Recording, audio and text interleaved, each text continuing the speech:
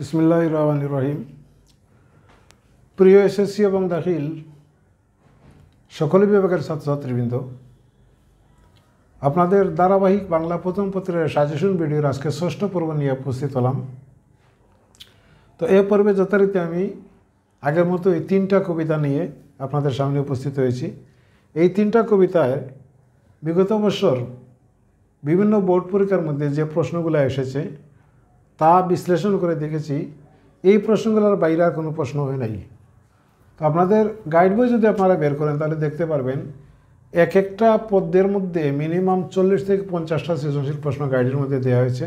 কিন্তু বিশ্বাস করেন কিনা জানি না, যতটা সৃজনশীল প্রশ্ন আছে গাইডের মধ্যে সবগুলোর উত্তর কিন্তু এই চারটার মধ্যে, বা যতটা প্রশ্ন এসেছে সব প্রশ্ন কিন্তু এই চারটার মধ্যে সীমাবদ্ধ, এর বাইরে আর কোনো প্রশ্ন নেই।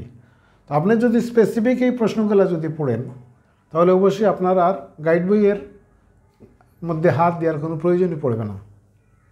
মানে প্রশ্ন হলো, এই প্রশ্নের উত্তরগুলো আপনি কোথা থেকে শিখবেন? এটার উত্তর হচ্ছে, এই প্রশ্নগুলোর উত্তর আপনি শিখবেন মেন বই প্লাস মেন বইয়ের মূল ভাবের অংশ অর্থাৎ পাঠ পরিচিতি থেকে আর আপনার শিক্ষকের সহযোগিতা নিয়ে। গাইড বই যদি ফলো করেন তাহলে আপনি ধ্বংস হয়ে যাবেন। তো যাক, আমি বারবার এই কথাগুলো আপনাদেরকে বলি। কেন বলি? আমার শিক্ষকতা জীবনের 30 বছরের অভিজ্ঞতার আলোকে আমি দেখেছি ছাত্রছাত্রী যারা রয়েছে তারা গাইড বই ছাড়া কোনো কিছুই বিশ্বাস করে না বা বুঝে না। তো গাইড বই আপনাদের জীবনটাকে ধ্বংস করে দিচ্ছে। যে কারণে গাইড বই ফলো না করে এটার উত্তরটা আপনি তৈরি করবেন, তৈরি করে আপনার টিচারকে দেখাবেন যে স্যার আমি এই উত্তরটা তৈরি করেছি, আমার এই প্রশ্নটার উত্তর হয়েছে কিনা। উনি খুব খুশি হয়ে আপনার এটা করে দিবে, সংশোধন করে দিবে যদি ভুল হয়ে থাকে। তো আমি আর কথা বাড়াচ্ছি না, যথারীতি আমি আলোচনায় চলে যাচ্ছি। প্রথম প্রশ্নটি হচ্ছে, কবিতাটি হচ্ছে পল্লী জননী, সম্ভবত কবি জসীমউদ্দিনের লেখা। এটা যেহেতু এটা আমার সাবজেক্ট নয় জন্য আমি আসলে করতে পারি না, আমি ম্যাথের টিচার। তো পল্লী জননী কবিতা থেকে আমি যে 4টা প্রশ্ন, অর্থাৎ এই প্রশ্নগুলো সাজেশনগুলো যদিও আমার সাবজেক্ট না, কিন্তু এই সাজেশনগুলো আমি করেছি কীভাবে, বিগত বছরের যত প্রশ্ন আছে সব প্রশ্ন আমি গেটে দেখেছি। মানে সৃজনশীল প্রশ্ন যখন সৃষ্টি হয়েছে বা তৈরি হয়েছে, যখন থেকে যে সাল থেকে, সেই সাল থেকে নিয়ে সব প্রশ্নকে গেটে দেখেছি। এই 4টা প্রশ্ন বা এই 3টা প্রশ্ন অথবা এই 4টা প্রশ্ন, এর বাইরে আর কোনো প্রশ্ন আসে নাই বাংলাদেশের সকল শিক্ষা বোর্ডে। তাহলে আমরা নির্দ্বিধায় বলতে পারি যে এই প্রশ্নগুলোর বাইরে অবশ্যই আপনারও কোনো প্রশ্ন আসবে না। এজন্য আপনাদেরকে আমি অনায়াসে বলতে পারি যে এই প্রশ্নগুলো ভালোভাবে যদি আপনারা আয়ত্ত করে যান তাহলে অবশ্যই আপনারা কমন 100% পেয়ে যাবেন। তো যাই হোক, পল্লী জননী কবিতা প্রথমে লিখেছি, পল্লী জননী কবিতার মূল ভাব বিশ্লেষণ করো। অর্থাৎ পল্লী জননী কবিতার যে সারাংশ বা সারমর্ম যেটা রয়েছে, সেই সারমর্মটা অর্থাৎ আমাদের মেন বইয়ের মধ্যে পাঠ পরিচিতি যে অংশটুকু রয়েছে সেই অংশটুকু আপনি সরাসরি এখানে তুলে দিবেন, কাটছিট করবেন না। 2 নম্বর প্রশ্নটি হচ্ছে, পল্লী জননী কবিতায় দরিদ্র পরিবারটির যে চিত্র ফুটে উঠেছে তা ব্যাখ্যা করো। পল্লী জননী কবিতায় গরিব অসহায় একটা পরিবারের কথা ফুটে উঠেছে, সেই পরিবারটির চিত্র যা ফুটে তুলেছেন কবি তার লেখনের মাধ্যমে, সেই চিত্রটা আপনাকে ফুটে তুলে দেওয়ার জন্য লেখক প্রশ্নকর্তা বলেছে আর কি, এটাই। 3 নম্বর প্রশ্নটি হচ্ছে, পল্লী জননী কবিতায় প্রকাশিত রুগ্ন, এই শব্দটা হবে রুগ্ন ছেলের নাজুক অবস্থার, রুগ্ন বৈষণ্য শব্দটা অক্ষরটা।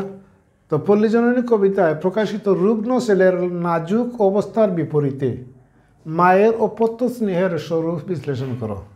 মায়ের অপত্য স্নেহের স্বরূপ বিশ্লেষণ করো, এটা ছিল 3 নম্বর প্রশ্ন। আর 4 নম্বর প্রশ্নটি হচ্ছে, পল্লী জননী কবিতায় ফুটে ওঠা প্রকৃতি পরিবেশের বর্ণনা দাও। পল্লী জননী কবিতার মধ্যে যে প্রকৃতি পরিবেশের যে চিত্রটা ফুটে উঠেছে তার বর্ণনা দেওয়ার জন্য বলা হয়েছে। এই ছিল পল্লী জননী কবিতার 4টা প্রশ্ন। এখন আপনাদের সামনে মাত্র 3টা প্রশ্ন যে কবিতা থেকে আমি উপস্থাপন করব, সেই কবিতাটির নাম হচ্ছে রানার।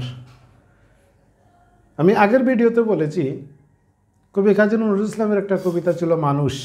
এই মানুষ কবিতা এবং রানার কবিতা, এই 2টা কবিতা থেকে বাংলাদেশের মিনিমাম 10টা বোর্ডের মধ্যে আমি নির্দ্বিধায় বলতে পারি 7 থেকে 8টা বোর্ডের মধ্যে এই 2 কবিতা থেকে প্রশ্ন আসবেই। কারণ আমি প্রশ্ন কাটতে গিয়ে দেখেছি এই 2টা কবিতা কোনো বোর্ড ছাড়তে চায় নাই, হঠাৎ 1টা বা 2টা বোর্ড ছেড়েছে। এজন্য আমি আপনাদেরকে বলবো, আর কিছু পারেন আর না পারেন, মানুষ কবিতা এবং রানার কবিতা এই 2টা কবিতা আপনারা দয়া করে ভালোভাবে পড়বেন।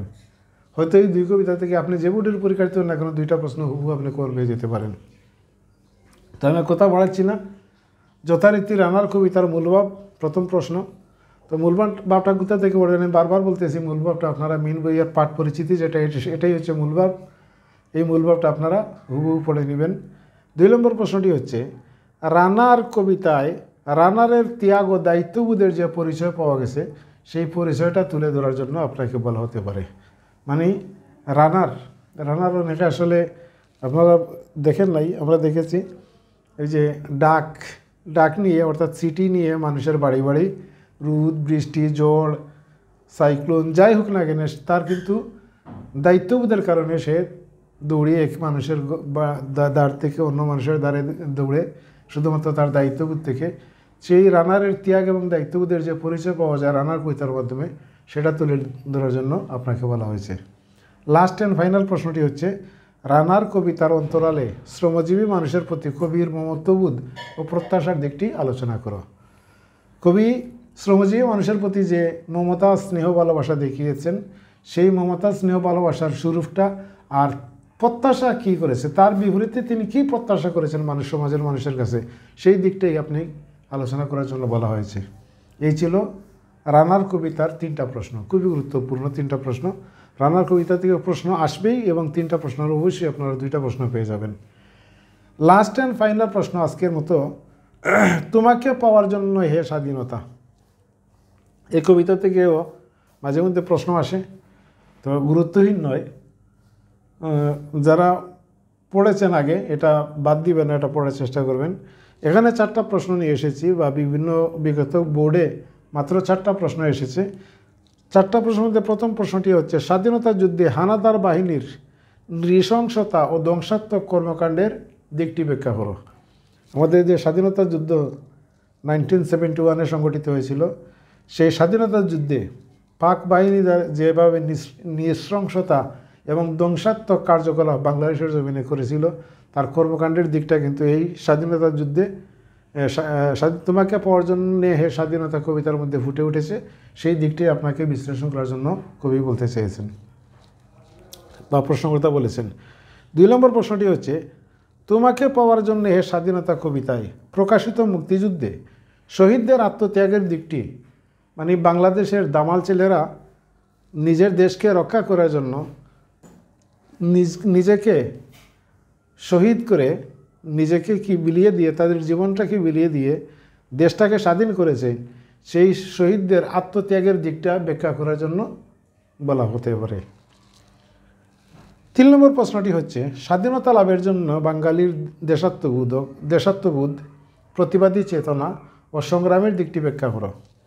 বাঙালির মধ্যে যে দেশাত্মবোধ অর্থাৎ দেশপ্রেম এবং বাঙালিদের মধ্যে যে প্রতিবাদী চেতনা, পৃথিবীর আর কোনো জাতির মধ্যে পাওয়া যায় না, শুধুমাত্র এই বাঙালি জাতির মধ্যে এই জিনিসটা পাওয়া যায়। দেশাত্মবোধ সবার মধ্যে আছে, কম বেশি আছে, কিন্তু বাঙালির মধ্যে যে যতটুকু আছে সেই মতটুকু আর কোনো জাতির মধ্যে আপনারা পাবেন না। এজন্য বাঙালির দেশাত্মবোধ প্রতিবাদী চেতনা এবং সংগ্রামের যে দিকটা কবি উল্লেখ করেছেন তোমাকে পাওয়ার জন্য হে স্বাধীনতা কবিতায়, তার দিকটা এখানে ব্যাখ্যা করার জন্য বলা হতে পারে। লাস্ট অ্যান্ড ফাইনাল প্রশ্নটি হচ্ছে, তোমাকে পাওয়ার জন্য হে স্বাধীনতা কবিতার মূল ভাব।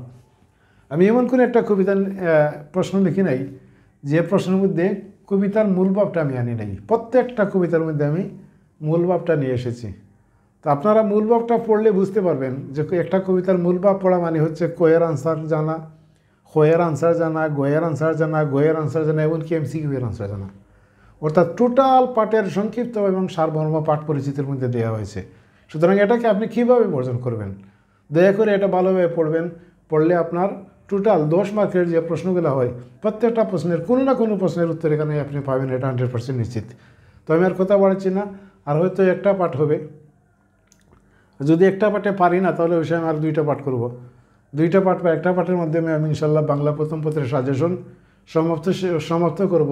এরপরে কোন সাবজেক্টের সাজেশন আপনারা চান যদি কমেন্ট করে জানান, তাহলে অবশ্যই আমি আপনাদের কমেন্টের মাধ্যমে ইনশাল্লাহ সেই সাবজেক্টের সাজেশনটা তৈরি করব। সম্ভবত বিজ্ঞান, ভূগোল, ইতিহাস, এরপরে বাংলা প্রথম পত্র, আর যেন কি গণিত আমি দিয়ে দিয়েছি। তো এগুলার সাজেশন অলরেডি যেহেতু উপস্থাপন করা শেষ হয়ে গেছে, এখন আর বাকি কি আছে আপনারা দয়া করে কমেন্ট করবেন। এ প্রত্যাশা রেখে আজকের মতো এখানে শেষ করছি। আল্লাহ হাফিজ, আসসালামু আলাইকুম।